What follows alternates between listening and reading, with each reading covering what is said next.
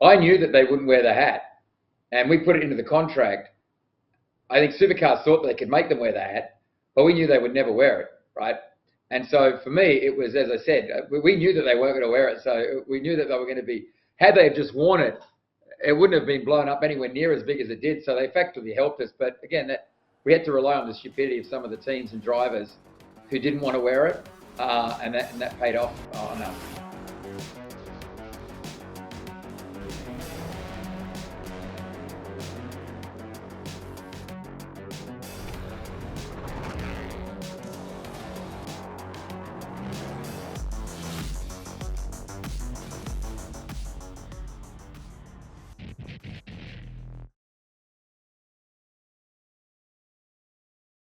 This is the KTM Summer Grill. My name is Andrew Van Leeuwen. I'm joined by Stefan Bartholomaeus and a man who is never too far away from a headline, but has been in the headlines a little more than most recently. Peter Adderton, the $200 million man. Can we call you that, Pete? Congratulations on the big sale of Boost Mobile to Telstra. Yeah, no, mate, thanks for that. Yeah, look, we built Boost, 20 years ago. Worked hard. Jason and the whole team worked hard to get it to where it is today. So we were happy to see it go, to Telstra. I think they were the natural buyer, considering the majority of our revenue went to them because we were using their network. So, yeah, no, look, it's been great, and we're very, very excited about the kind of next chapter in what we're doing. And obviously, I hope that Telstra will continue to keep the Boost brand in motorsport. I think that would be good. To have multiple brands in the sport would be good. So hopefully they'll keep it in there. Obviously, you're a highly experienced business person. You understand that you build these companies so you can sell them, but you do seem to have an attachment to this brand. It's and that, I guess, the link's gone now in the States. It's gone now in Australia. Is there a bittersweet element to it just because of your attachment to it? You asked my wife, I'm a hoarder. I don't like to let things go. I get attached to things. I will tell you that agreeing to sell Boost was probably the hardest decision I've ever had to make. In fact, when we closed the transaction yesterday, it was announced, my kids and wife are running around going, this is fantastic. And they're like, you just look depressed. And I said, look, when you build something from the scratch and you put your heart and soul and your passion into it, it is hard.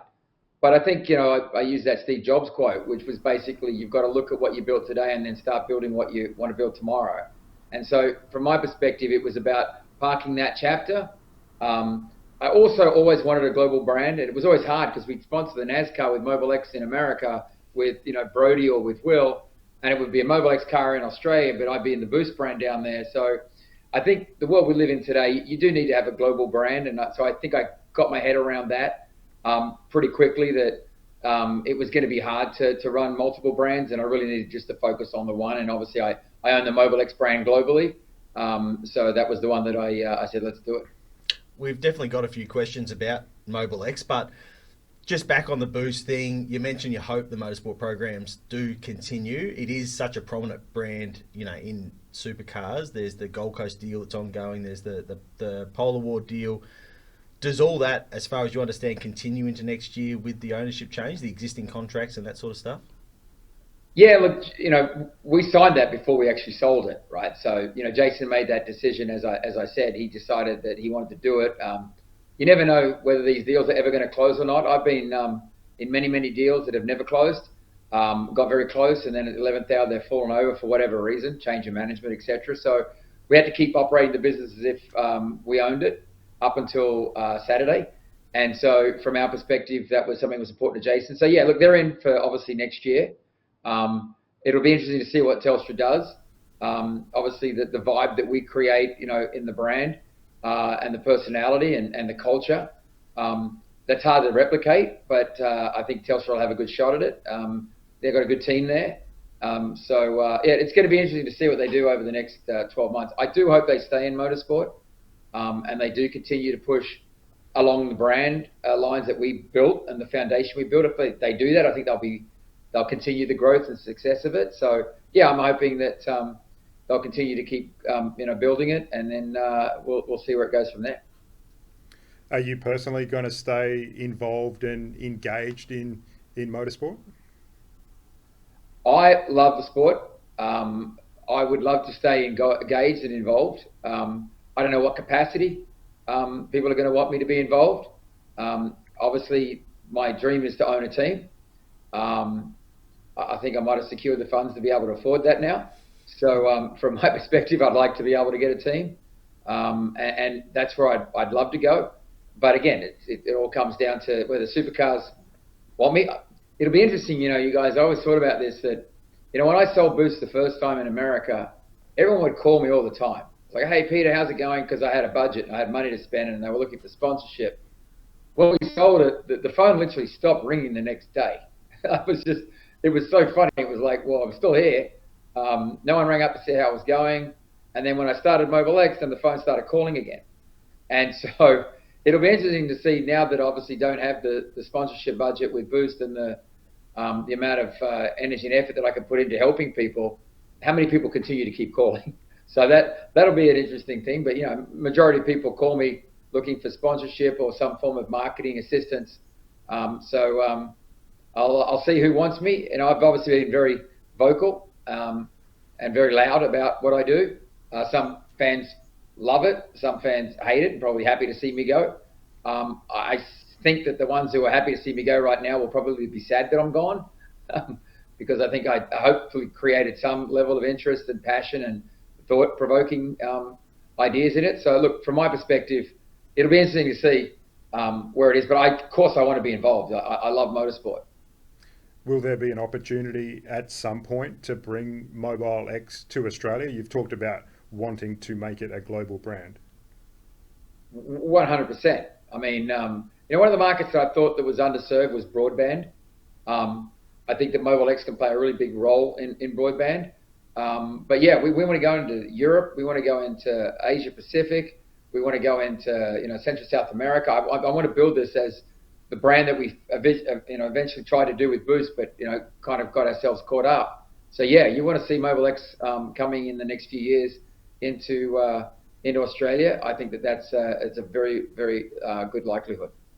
Is there any sort of timeline on that? Generally, when there is a change of hands of a business, there might be exclusion periods and that sort of stuff. Does that sort of dictate the timeline of bringing that brand to Australia? Yeah, I mean, look, all those things do. Obviously, you get restraints because people don't want to buy a business and then turn around and have you go. But I will say that restraints are becoming harder and harder to enforce as you go forward. I mean, I find that even in the US with employees that I've got that sign restraints, the courts kind of deem them unenforceable until you prove that there's a damage or a loss. So, from my perspective, it'll just be a matter of time, really, of energy and effort. If we come into Australia, we want to do it right. And so I want to make sure that we get it right. So it's probably more driven around making sure I get the US firmed up. But that doesn't preclude us, obviously, from bringing, which I want to do, bring Australian drivers, over to the US like we did with the Mobile X brand. I think that's something that is important to me. But, my ultimate aim in drive is I want to have an F1 sponsorship. I think that would be considered to be a crowning kind of like glory for me. But in order to do that, you need a global brand. You just can't do it in one country. Even in just the US, you can't do it because if you look at the three big carriers, T-Mobile, Verizon, and AT&T, their brands don't mean anything outside of America. And so they're not going to put their names on the side of cars just to get the American audience. So you do need to have a strong presence in Europe and in Asia to be able to go into that sport and MotoGP and some of the other global sports. On the topic of the NASCAR stuff, I mean, Will Brown has already flagged that he'd like to come back and do a couple of races in 2025. Is that who you're talking to? Is that kind of the plan that you're working on? Yeah, I mean, I pulled him up on the grid at the Gold Coast event and said, what are you doing? We're going to go to NASCAR next year. Stupidly, I forgot that Brodie was standing right next to him when I said it. I didn't say it actually to stick it into Brodie, but he just happened to be standing next to him, and then I thought, oh shit, that was a bit dumb. But anyway, so I did say, let's have a conversation. And there are other drivers that have reached out to me that want to do it as well. And so I do want to bring some Aussies over. I'm an Australian first, and I want to see them successful like we've been successful. So yeah, absolutely want to put some Australians in some cars over here. Now, it's quite amazing that a plain white hat with a relatively small Boost Mobile logo on it would have become one of the key talking points of the 2024 Supercar season, but that's kind of what happened. I mean, that was incredible marketing, really, that polar wall. Could you have expected how it would have blown up? I mean, even it was actually when the guys weren't wearing the hat that it made headlines even more. Yeah, I mean, whenever you look at marketing, especially that kind of idea, I was relying on the stupidity of some of the teams, and I wasn't disappointed. So I knew that they wouldn't wear the hat, and we put it into the contract. I think Supercars thought they could make them wear the hat, but we knew they would never wear it, right? And so for me, it was, as I said, we knew that they weren't going to wear it, so we knew that they were going to be, had they just worn it, it wouldn't have been blown up anywhere near as big as it did, so they effectively helped us. But again, we had to rely on the stupidity of some of the teams and drivers who didn't want to wear it, and that paid off on us. So it was a little bit of coordinated marketing between Jason and I, going, yeah, they're not going to wear it, that's why we're doing it. By the end of the season, by the Gold Coast, you had Brodie Kostecki and the whole Erebus team in the Boost hats. Obviously, they were really in the news earlier in the year, and you were very outspoken on certain elements of that. How do you reflect on how that went down, and perhaps some lessons that the sport can learn out of that saga? I think transparency is critical in today's world. And I think the lack of transparency that took place during the whole Erebus, Brodie Kostecki, incident was probably the biggest learning lesson for everybody. And I think that includes Erebus, and that includes Supercars, and I think that includes Brodie. That you've got to be transparent. Fans expect you to tell them what's going on. And if it's bad, it's bad. If you're upset, you're upset. Okay, we can deal with that. But what we can't deal with is constant story changes and lies. And so for me, I was disappointed because, we'd supported Brodie. He'd asked us to support him, and I went out on a limb to support him. And then at the 11th hour was thrown under the bus when they all decided to have a kumbaya and high five each other and get back in the car. So to me, that was disappointing. So hopefully transparency is the thing that most people understand. As for why they all wore the hat, and Barry wore the hat, on the Friday, I think, or the Thursday when I got up there, we went to the event, right? And we saw that the doors were closed, right, of one pit garage. And I was obviously upset about that. I was upset about that for two reasons. One, for Supercars themselves, because it made the pit lane look, black in that one area where everything else had opened up. But all the people who had turned up, not just us, all the other sponsors that turned up, it was a real spectacle until you went to there, and it was just like a light had gone off, and I really felt that was disappointing. So I made a few posts about it, and a lot of people don't know this. One in particular, I had some laughing emojis coming back from Barry's wife, and I felt, all right, well, if you're going to attack me, then that's fair game, right? If people say things to me and ask me not to do anything, I won't do it. I'll just stay quiet. But this was a little bit different because she was laughing at my post because I said, you got $5,000 fine. You could have given it to somebody who really needed it. And it was this constant laugh. So I was like, all right, well, I posted it. You guys would have seen it. Well, I was at the Marriott in JW Marriott, and it was the night of that auction, and I see Barry coming at me at 100 miles an hour. I was just standing in the foyer. So I see Barry just literally coming at me, and I'm like, okay, this is going to not be good.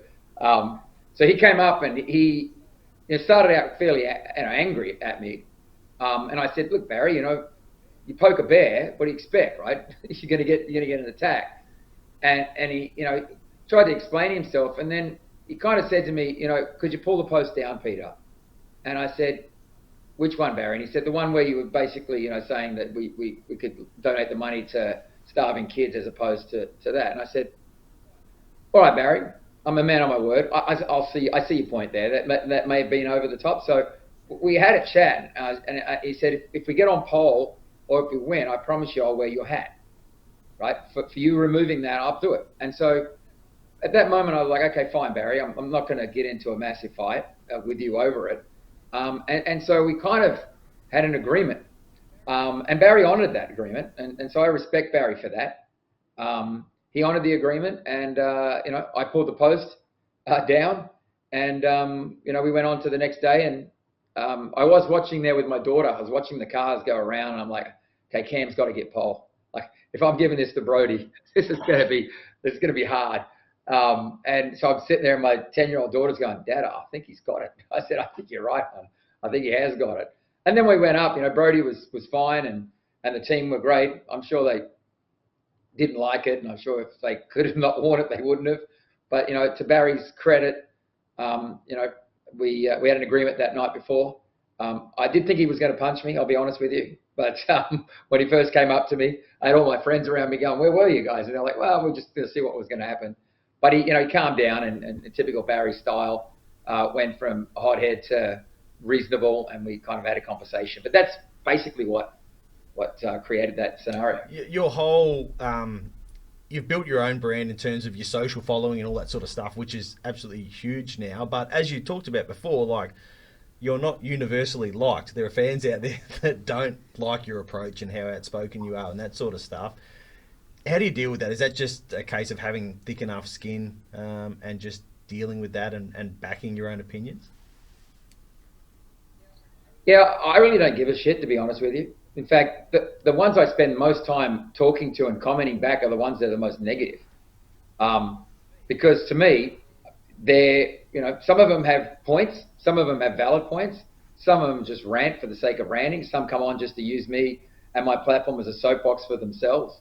But I don't care. Like, honestly, I don't care. And I think, too many people care too much about what people that don't even know think about them. I care about those who know me, who really know me. And if they have a problem with me, then I've got a problem and I'll address it because they care. They love you. I mean, your friends and family care about you and want you to be better. So from my perspective, anyone who knows me who comes up and says, hey, Peter, you're out of line. Classic example was Barry. Barry came up and said, you're out of line. I'm like, yeah, I was. I pushed it a little bit too far, so I'll delete that. So, from my perspective, it's, and just so many, drivers, this whole no social hate and all that kind of stuff. Like, what's hate, right? You can say something to me that I find, hurtful or offensive. Doesn't make it hate.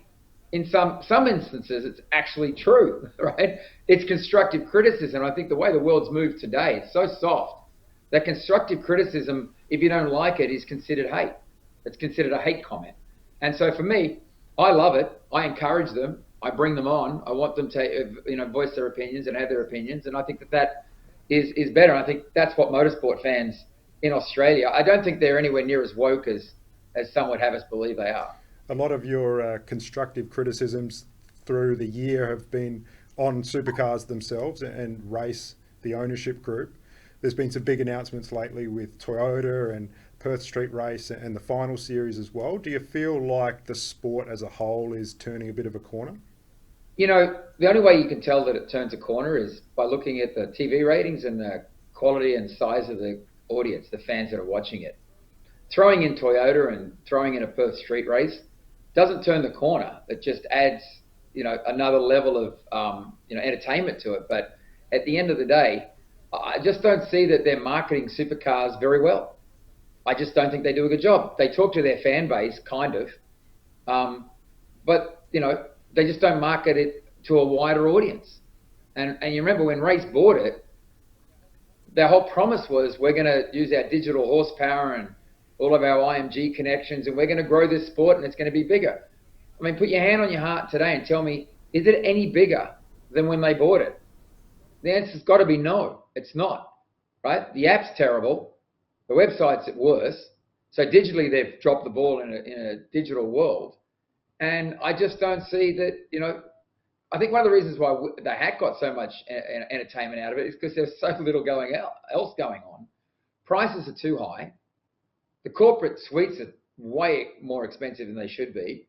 I just don't think you need 18 courses of lamb up there. But, there's just different things that, as far as I'm concerned, that they need to fix. But the first thing they need to fix is they need to find a bigger audience. And everyone says, well, look at what Netflix did for the F1. Well, yeah, it did. It got a wider audience. Well, what's Supercars doing, right? What are they doing to get a wider audience? They can barely afford what they've got now. You need to invest heavily in the sport. And the problem with Race is they're borrowing money. They're trying to keep themselves going. But what they need is an investor, and they needed an investor, which is what we were going to do when we were buying it, who's going to actually put substantial amounts of money. You've got Mobile X, right? We're spending millions and millions of dollars in marketing and building that brand. Boost was no different. Not to keep our current audience happy, but to get more, to get a bigger audience. And I just don't see how Supercars is doing that. And again, I could be wrong. So the Toyota thing to me and the Perth street race, it's all just noise.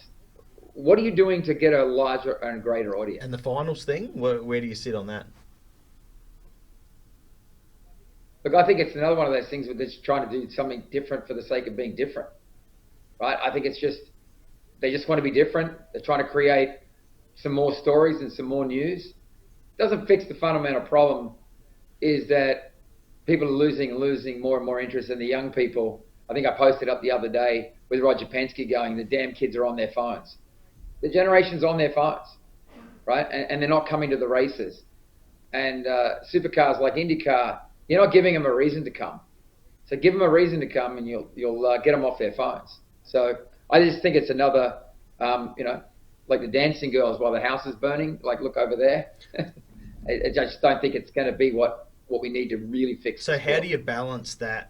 Not alienating the existing fan base, which does exist to some extent, with trying to build a bigger audience? Because I think we've seen in the past, even maybe 5 or 6 years, there's been times where Supercars has sort of tried to go for the fan base that's non-existent, and then that's upset the existing fans. How do you strike that balance?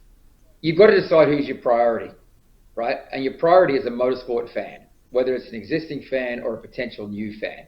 If that's your priority, then they'll all come together, right? They'll all come together. But if all you're trying to do is say, forget about the old fans, we'll let them go, they'll always be there, we'll take them for granted, and let's just go get a whole new fan group, then I think you're going to fail, right? It's motorsport. It's entertainment. Those cars are overpriced. They're too expensive.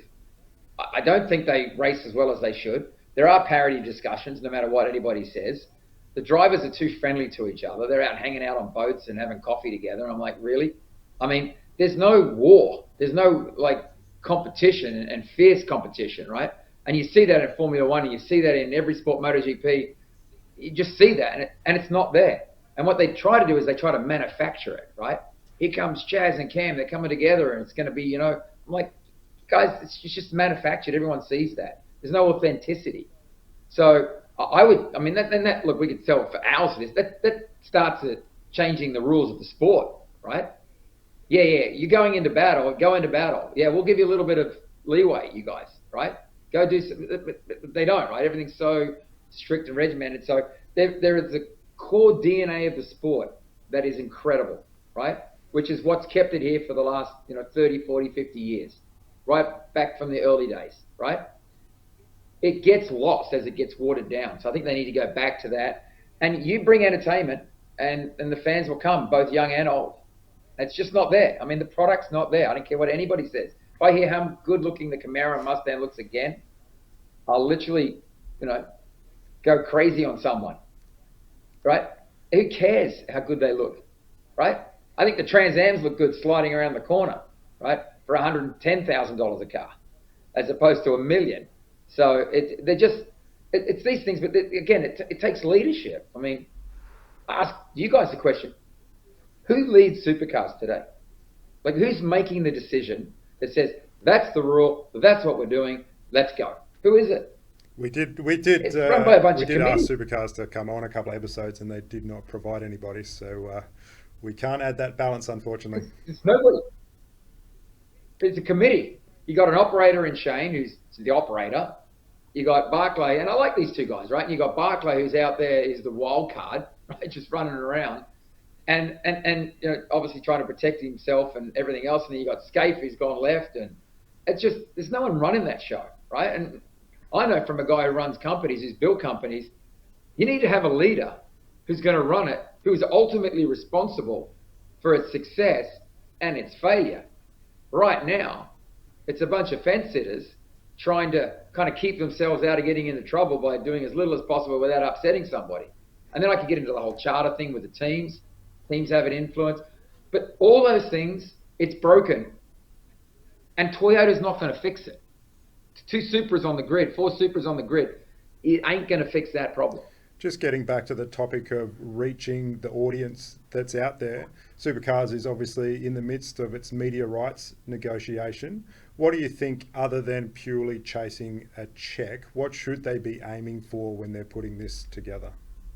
An innovative broadcaster, right? Someone who can take the content they get and digitally innovate and bring it to the fan base. You see what they do in Formula One. You see what they do in NASCAR. As I said, I sat in Australia because I'd broken a couple of ribs when Will was racing, listening in his car, watching it on the screen and being able to basically edit the whole program myself. I became my own director, right? I could see what I wanted to see and when I wanted to see it. Experience was phenomenal. I was so involved in that race, right? I was like I was in his car, I was in his team, right? And so that's the first thing. The other thing is knock down some of the paywalls, right?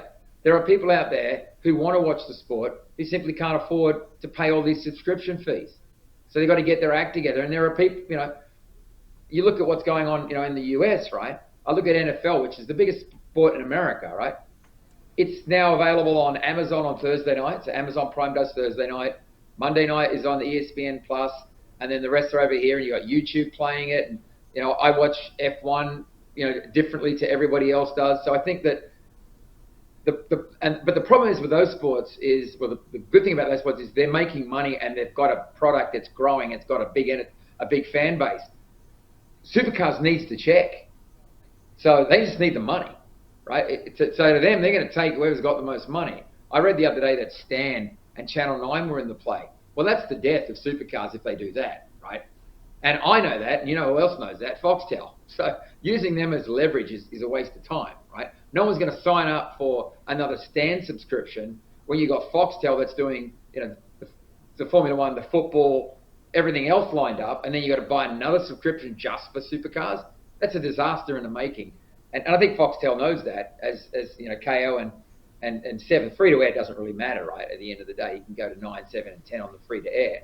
So I just think that right now it's driven by, we've got $650,000 a car we've got to pay every year per car through that charter agreement that we successfully negotiated on behalf of the teams when we were looking to buy it. So my attitude is, if they're just chasing a check, we're not going to get any innovation. They're going to get whatever they can out of the highest bidder. And that's not going to be, in my opinion, the best. Well, Pete, thank you so much for joining us on the KTM Summer Grill. We hope you're not lost to the sport next year, although I have a feeling that we'll be hearing plenty from you, which is good news for us because you're pretty good for website traffic as well. I'll tell you that much. Yeah, well, I'll don't worry, mate. I'm not going to let the fans down that have supported me this long. In fact, you'll be more excited because I won't have to be protecting myself as the Boost brand ambassador anymore. I can say whatever I like. So it's probably going to get worse, you guys. So hang in there. Awesome. Looking forward to it. Thank you. Thanks, guys. Thanks for tuning in to the KTM Summer Grill. With each episode, we are giving away one of these cool KTM goodie bags. Don't miss your chance to win. If you're watching via Speak Cafe, enter your details below. If you're watching on YouTube, the link is in the description.